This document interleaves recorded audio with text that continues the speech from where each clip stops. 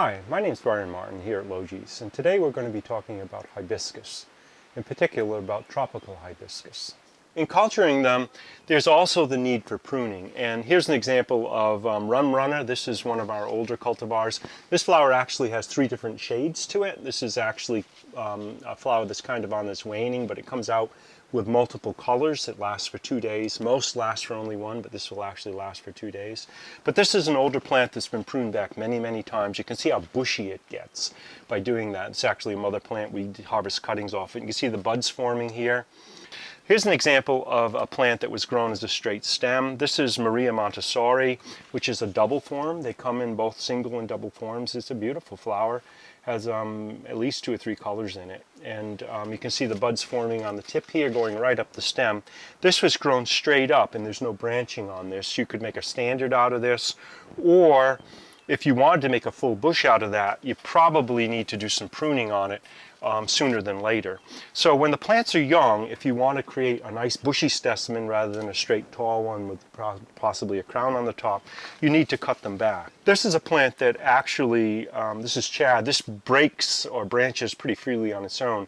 But what you want to do on a plant like this is you want to actually prune it back some as you're going through the potting process. So this is actually going to form breaks at these axillary buds here, and that'll create a bushier plant farther down so that we really create that full specimen. Then when we're done with that, this plant has been growing fairly vigorously for a while. We're going to look at our root system. Always check your root system. That tells you what's going on with your plant. There's a nice healthy white roots here, and we could go through a repotting process on that. Now this plant's ready to grow. Break out from there, create another bush.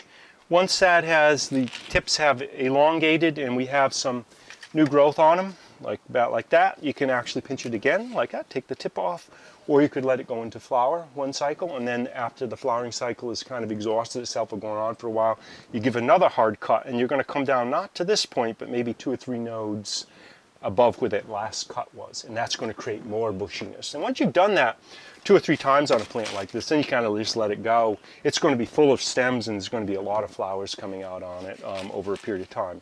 Now hibiscus, obviously like any plant, they're going to go bigger and bigger and bigger, and periodically you need to just head them back. And a good time to do that is when they're in active growth.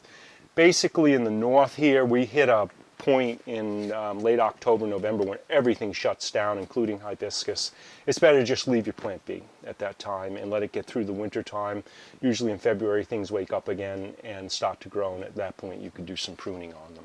Hibiscus also have many different growth tendencies between the cultivars. Some are really short and stubby, like this particular one here, which we call the Path. Never puts out a lot of growth. It flowers more than it actually grows, and the growth is really, internodes are very tight, very compact. It makes a great potted plant for that reason. It's a little bit harder to propagate because we don't get the cutting wood off of them. There's also some like this Creole Darling here, which is a relatively tall plant. You see the internodes on these are very elongated, it's very upright in its habit. That's just the nature of the plant.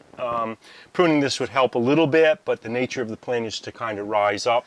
You can see Rum Runner here has a nice bushy habit with fairly short internodes to it.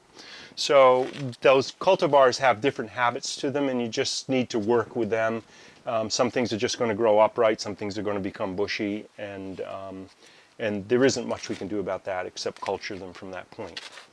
So thank you for watching today. There's a little bit of information on how to grow some of these beautiful tropical gems. If you have more questions or would like more information, you can find us online at logis.com.